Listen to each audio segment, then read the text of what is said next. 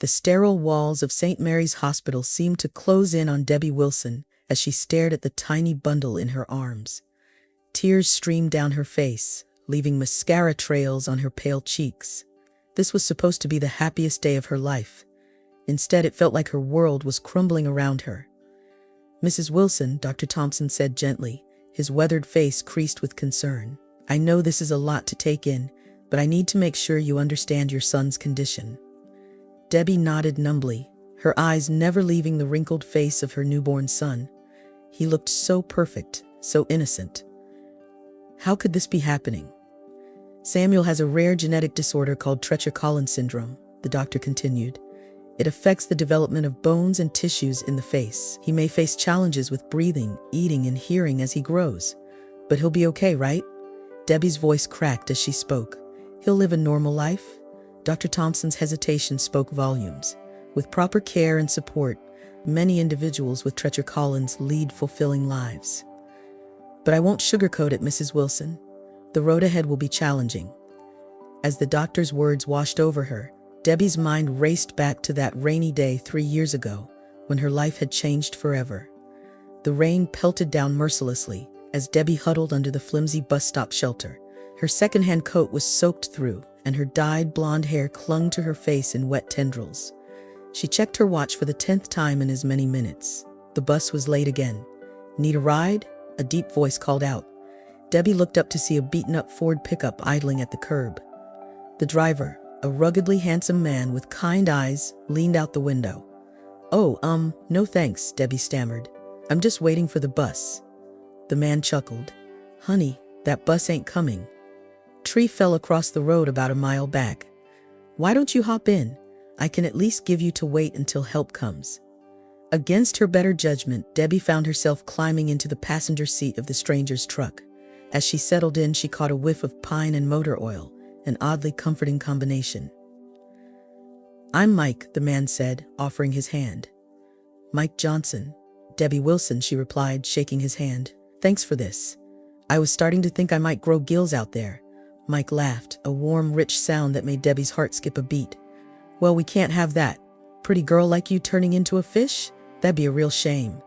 As they sat in the broken-down truck, waiting for a tow, Debbie found herself opening up to Mike in a way she never had with anyone before.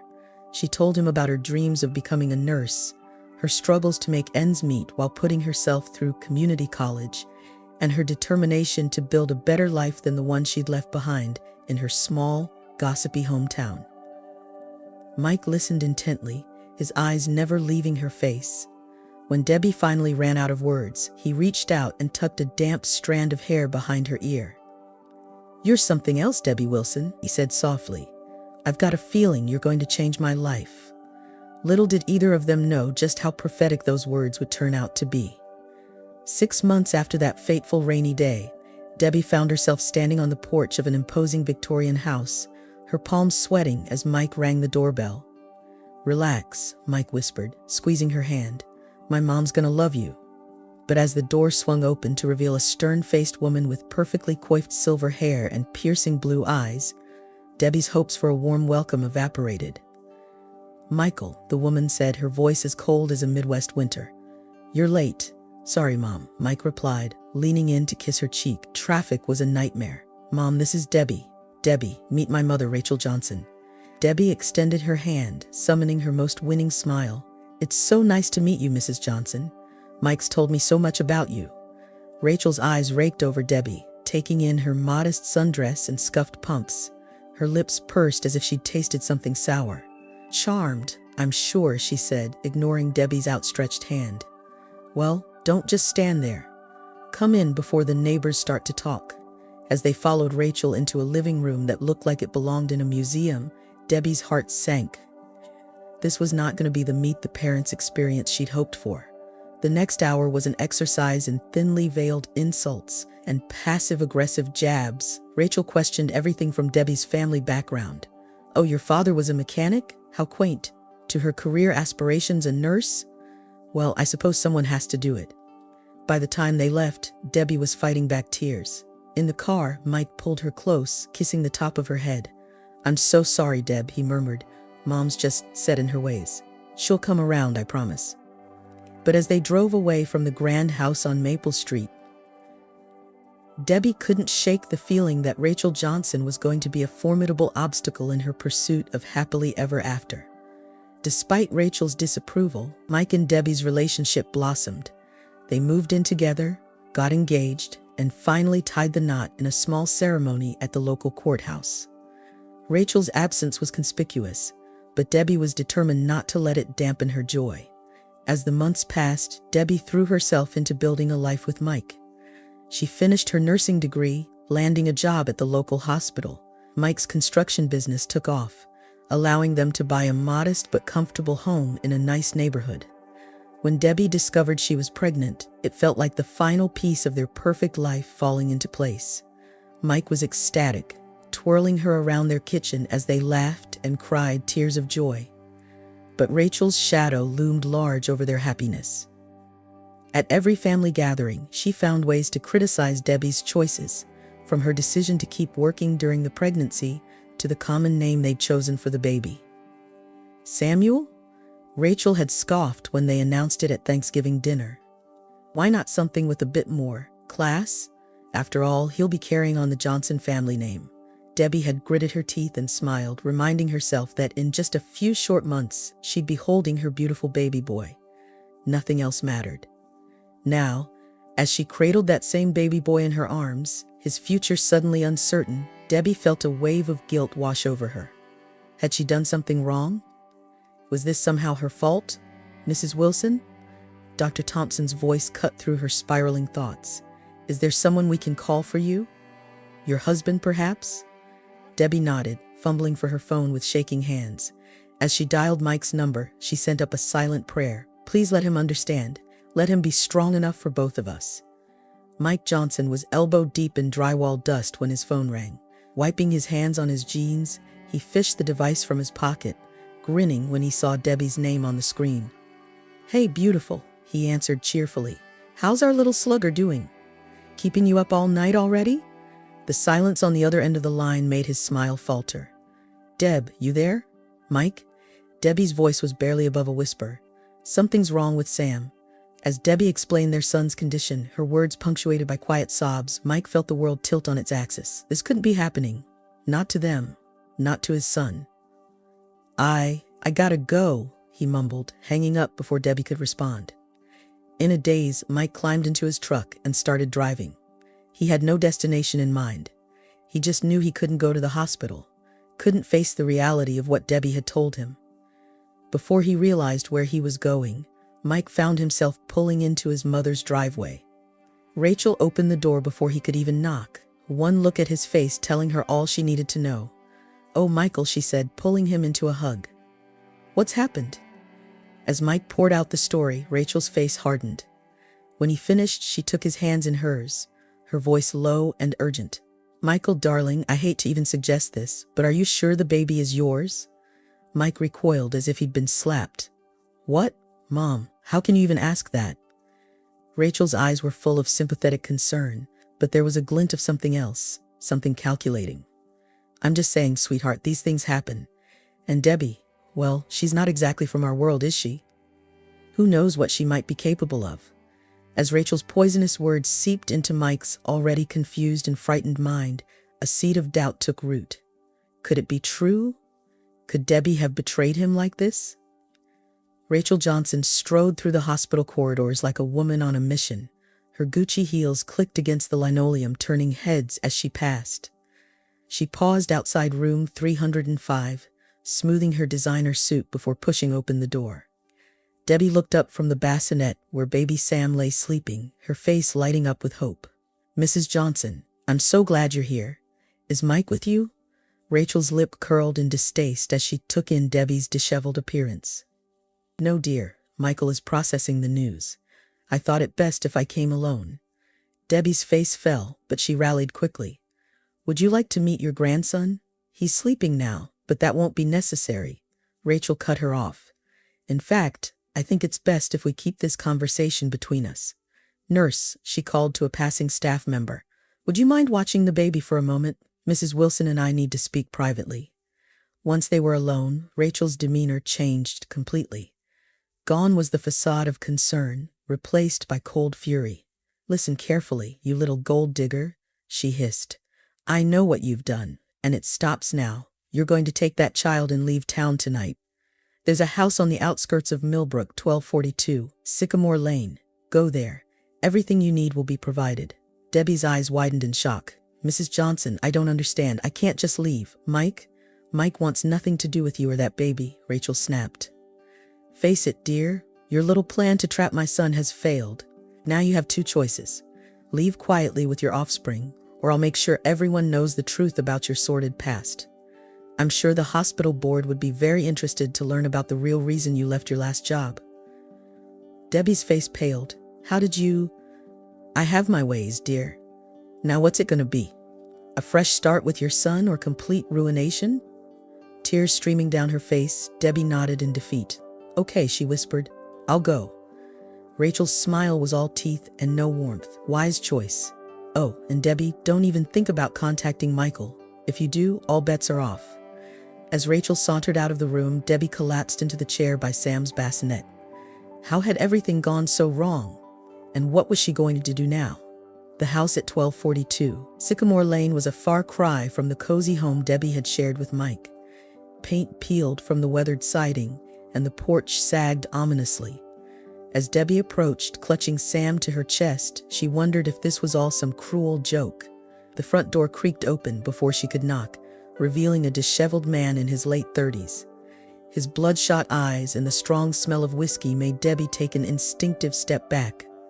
"You must be Debbie," the man slurred. "Aunt Rachel said you'd be coming." "I'm Oliver. Welcome to Casa de Crap." Debbie's heart sank. This was to be her new home, with a drunk stranger and a newborn with special needs? I think there's been a mistake," she stammered. "Maybe I should go." Oliver's eyes softened as they landed on Sam. "Hey, now don't be hasty. Come on in. Let's get the little guy out of the cold." Against her better judgment, Debbie followed Oliver into the house. The interior was as run down as the outside, but it was mercifully clean. Oliver led her to a small bedroom where a crib and changing table had been set up. "Aunt Rachel had some of this stuff delivered yesterday," he explained, "said it was for a charity case." Debbie bristled at the term, but her exhaustion outweighed her pride. She laid Sam gently in the crib, marveling at how peaceful he looked, despite the chaos of the past 24 hours. When she returned to the living room, she found Oliver nursing a cup of coffee, looking markedly more sober. "All right," he said, gesturing for her to sit. "Why don't you tell me what the hell is going on?" "Because I gotta say, getting a call from my estranged aunt telling me to house a strange woman and her baby? Not exactly an everyday occurrence." Over the next hour, Debbie poured out the whole sordid tale, her whirlwind romance with Mike, Rachel's disapproval, Sam's diagnosis, and the ultimatum that had led her to this dilapidated house in the middle of nowhere. When she finished, Oliver let out a low whistle. "Damn, and here I thought my family was dysfunctional. Aunt Rachel always was a piece of work, but this is a new low." Debbie wiped away a stray tear. "I just don't know what to do. I have no money, no job, and a baby who needs more care than I know how to give." Oliver was quiet for a long moment, drumming his fingers on the arm of his chair. Finally, he spoke. "All right, here's the deal. You and the little guy can stay here as long as you need. I've got some connections in town. We'll figure out the medical stuff for Sam. And as for money, well, let's just say Aunt Rachel's not the only one in the family with resources." Debbie's eyes widened in surprise. "Why would you help us? You don't even know me." Oliver's lips quirked in a wry smile. "Let's just say I've got my own bone to pick with dear Aunt Rachel. Besides," he added, his expression softening, "that kid of yours deserves a fighting chance. And something tells me you're just the mama bear to give it to him." For the first time since Sam's birth, Debbie felt a glimmer of hope. Maybe, just maybe, they were going to be okay. 2 weeks passed in a blur of sleepless nights and worry-filled days, but true to his word, Oliver proved to be an unexpected godsend. He helped Debbie navigate the complex world of medical appointments and therapy sessions for Sam, using his connections to get them in to see the best specialists in the area. One afternoon, Oliver returned from a trip into town with a surprise visitor in tow, a distinguished-looking man in his 50s carrying a black medical bag. Debbie, Oliver called out, I'd like you to meet Dr. Carl Stevens. He's an old friend of mine, and he's here to take a look at Sam. Dr. Stevens turned out to be a leading pediatric specialist with experience in craniofacial disorders. As he examined Sam, his kind eyes and gentle touch put Debbie at ease for the first time since her son's birth. Mrs. Wilson, Dr. Stevens said when he'd finished, I won't lie to you, Samuel faces some challenges, but with the right care and support, there's no reason he can't lead a full, happy life. Tears of relief sprang to Debbie's eyes. Really? You mean he'll be okay? Dr. Stevens smiled warmly. More than okay, I'd wager. Your son is a fighter, Mrs. Wilson, and with a mother as dedicated as you, I have no doubt he'll thrive. As Dr. Stevens outlined a treatment plan for Sam, Debbie felt a weight lifting from her shoulders. For the first time since that terrible day in the hospital, she allowed herself to imagine a future, a happy one for her and her son. Over the next few months, Debbie threw herself into Sam's care with renewed determination. Oliver remained a constant source of support, helping with everything from midnight feedings to driving them to doctor's appointments. As Sam grew stronger, so did the bond between Debbie and Oliver. What had started as an unlikely alliance slowly blossomed into friendship, and then unexpectedly into something more. It happened on a quiet evening as they sat on the porch watching the sunset. Sam was asleep in his bassinet beside them, his tiny chest rising and falling peacefully. You know, Oliver said, breaking the comfortable silence, I never thought I'd say this, but I'm glad Aunt Rachel sent you here. Debbie turned to him, surprised. Even with all the chaos we've brought into your life? Oliver's hand found hers, his touch sending a jolt of electricity through her. Especially because of that. Deb, you and Sam, you've given me a reason to get my act together, to be better. As their eyes met, Debbie felt her heart skip a beat. Without thinking, she leaned in, her lips meeting Oliver's in a soft, hesitant kiss. When they pulled apart, both were smiling. Well, Oliver said, a hint of his old mischief in his eyes. I guess that answers that question. From that moment on, their little makeshift family felt complete. Oliver doted on Sam as if he were his own, and Debbie found herself falling more in love with both of them every day. 3 years passed in the blink of an eye. The rundown house on Sycamore Lane had been transformed, much like its inhabitants. Fresh paint, a thriving garden, and the sound of children's laughter had breathed new life into the once dilapidated property. On a sunny Saturday afternoon, Debbie chased after a giggling Sam in the local park. Despite the challenges he'd faced, Sam had grown into a happy, energetic little boy. His facial differences were still apparent, but they did nothing to dim the light in his eyes or the joy in his laughter. I'm gonna get you, Debbie called out, her own laughter bubbling up as Sam darted between the playground equipment. Suddenly, a pair of strong arms scooped Sam up from behind. Gotcha, squirt! Oliver's voice boomed as he tossed Sam into the air, catching him safely as the boy squealed with delight. Debbie's heart swelled as she watched them together. Oliver had legally adopted Sam the previous year, and the bond between father and son was unbreakable. Ice cream, Sam demanded, pointing towards the small cafe at the edge of the park. What do you say, Mama Bear? Oliver asked, wrapping an arm around Debbie's waist. Should we indulge the little monster? Debbie was about to agree when she froze, her eyes locked on two figures approaching from across the park. Even after 3 years, she would recognize them anywhere. Mike and Rachel Johnson strode towards them, looking like they'd stepped out of a country club catalog. Rachel's eyes widened in shock as she took in the scene before her, while Mike's face drained of color. Debbie? Mike's voice was barely above a whisper. Is that Sam? Debbie instinctively pulled Sam closer, while Oliver's arm tightened protectively around her waist. Hello, Mike, Debbie said, her voice steadier than she felt. Yes, this is Sam, your son. Rachel's face contorted with fury. How dare you show your face here after everything you've done? That's enough, Aunt Rachel. Oliver cut in, his voice cold. You don't get to speak to my wife that way. Mike's head snapped up at that. Wife? Oliver? What the hell is going on here? Oliver's smile was sharp enough to cut glass. Well, cousin, it seems your mother's little plan backfired. She sent Debbie and Sam to me, thinking I was still the family drunk. But as it turns out, they were exactly what I needed to turn my life around. Rachel sputtered, her carefully crafted facade crumbling. Oliver, You don't understand. This woman, she...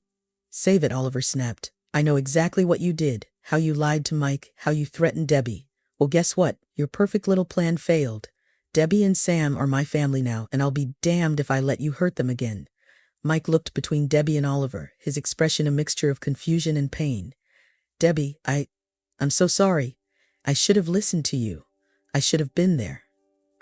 Debbie felt a pang of sympathy for the man she'd once loved, but it was overshadowed by the strength of her love for Oliver and the life they'd built together. You're right, Mike. You should have been there. But you weren't. Oliver was. He's been here for every doctor's appointment, every milestone, every sleepless night. He's Sam's father in every way that matters. Sam, sensing the tension, tugged on Oliver's sleeve. Daddy, can we go get ice cream now? Oliver's face softened as he looked down at his son. You bet, buddy. Come on, let's go. As they turned to leave, Debbie paused, looking back at Mike and Rachel. I forgive you, she said softly. Both of you. But Sam doesn't need your drama in his life. He's happy, he's healthy, and he's loved. That's all that matters. With that, Debbie took Oliver's hand, and the little family walked away, leaving a stunned Mike and Rachel in their wake. As they approached the ice cream stand, Oliver pulled Debbie close, pressing a kiss to her temple. You okay? He murmured. Debbie nodded, watching as Sam debated between chocolate and strawberry flavors. You know what? I really am. For the first time in a long time, I feel like everything is exactly as it should be. Oliver's answering smile was full of love and pride.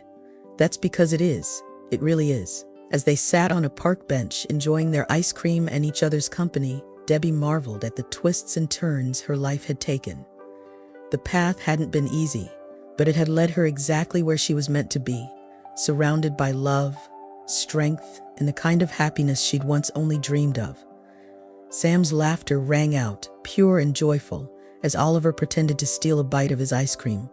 And in that moment, Debbie knew with absolute certainty that this beautiful, messy, perfect life was worth every struggle, every tear, and every moment of uncertainty. This was her happily ever after, and she wouldn't change a thing.